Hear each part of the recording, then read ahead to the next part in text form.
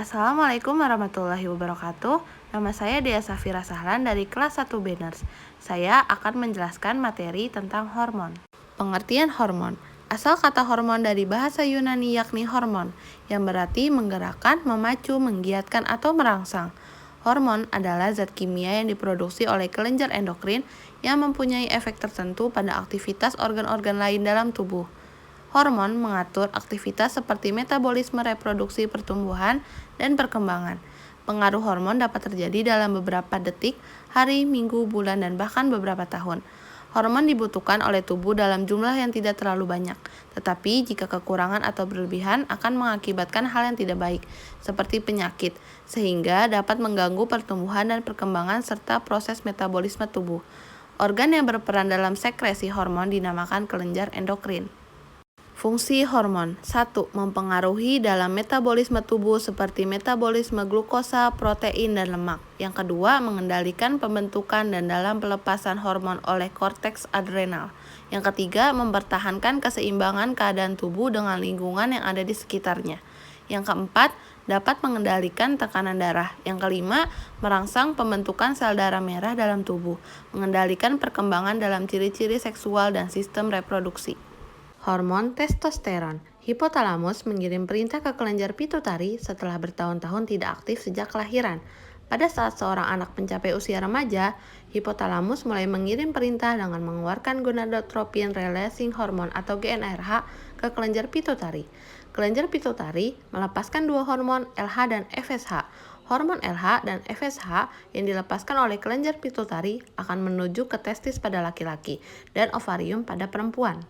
Hormon tiroid diproduksi oleh kelenjar tiroid yang terletak di area leher. Hormon tiroid juga turut mempengaruhi pertumbuhan rambut pada tubuh. Proses pembentukan hormon ini dimulai dari hipotalamus yang menghasilkan hormon pelepas tiroid. Kemudian, bersama dengan kelenjar pituitari, hipotalamus menyekresikan hormon perangsang tiroid. Kelenjar tiroid pada akhirnya membuat hormon tiroid dan menyebarkannya ke seluruh tubuh. Kurangnya hormon tiroid pada tubuh atau hipotiroidisme sebagai akibat dari kurangnya asupan yodium akan membuat rambut menjadi kering dan mudah patah. Meski begitu, kelebihan tiroid atau hipertiroidisme membuat rambut jadi lebih tipis. Pada akhirnya, keduanya tetap mengarah pada terjadinya kerontokan rambut. Tak hanya rambut, gangguan yang melibatkan hormon tiroid juga berdampak pada kesehatan kulit dan kuku. Mekanisme kerja hormon. Sistem hormon ini bekerja dengan cara mengikat sebuah reseptor protein yang ada di dalam tubuh, baik itu di dalam sel target ataupun pada membran plasma mereka. Proses pengikatan hormon steroid ini terbentuk secara kompleks hormon dengan reseptor yang akan mempengaruhi ekspresi gen di dalam inti sel target. Di dalam pengikatan hormon non-steroid akan mengaktifkan messenger kedua yang akan mempengaruhi proses yang terjadi di dalam sel target, atau disebut hormon steroid.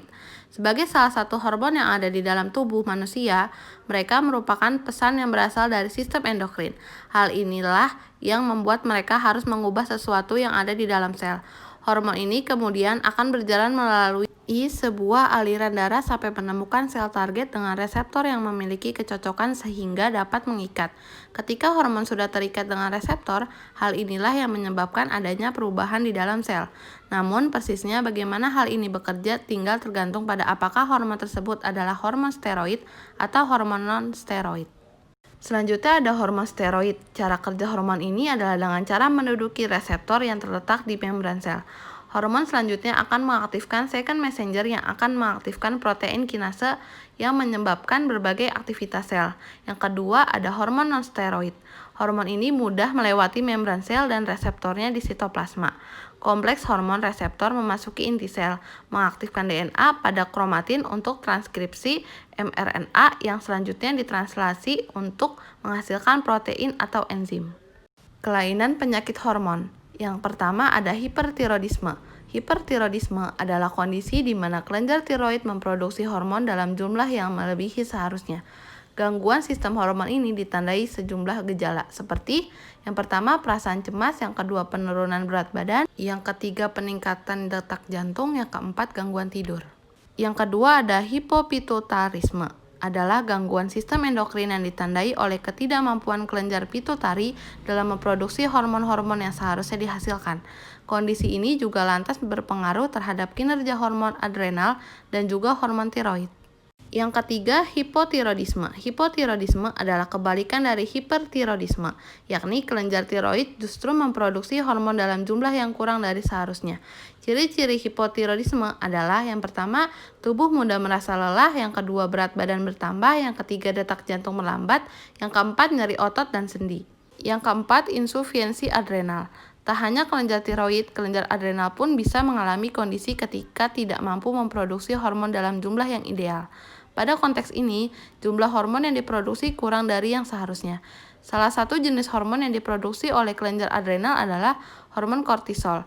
Hormon kortisol adalah hormon yang bertanggung jawab untuk mengendalikan stres. Kekurangan hormon kortisol dapat berdampak pada ketidakmampuan tubuh dalam mengelola stres sehingga kondisi ini perlu untuk diatasi. Yang kelima, diabetes. Diabetes juga menjadi penyakit yang diakibatkan oleh terganggunya fungsi sistem hormon pada manusia, dalam hal ini hormon insulin. Kelenjar pankreas yang bertanggung jawab terhadap produksi insulin nyatanya tidak dapat memproduksi hormon ini dalam jumlah yang seharusnya. Kondisi ini dinamakan diabetes tipe 1. Pemberian suntik insulin adalah cara mengobati jenis diabetes yang satu ini. Selain diabetes tipe 1, masalah pada pankreas ini juga bisa menyebabkan diabetes tipe 2. Yang ditandai dengan ketidakmampuan tubuh untuk dapat merespon insulin secara baik. Alhasil, gula darah akan mengalami peningkatan akibat insulin tidak dapat memprosesnya. Yang terakhir ada akromegali. Akromegali adalah penyakit sistem hormon yang diakibatkan oleh kelenjar pituitari yang memproduksi hormon pertumbuhan melebihi jumlah seharusnya. Kondisi ini lantas berakibat pada kondisi fisik tulang yang terlihat membesar. Akromegali dapat menyerang tangan, kaki, maupun wajah. Sekian dari saya. Wassalamualaikum warahmatullahi wabarakatuh.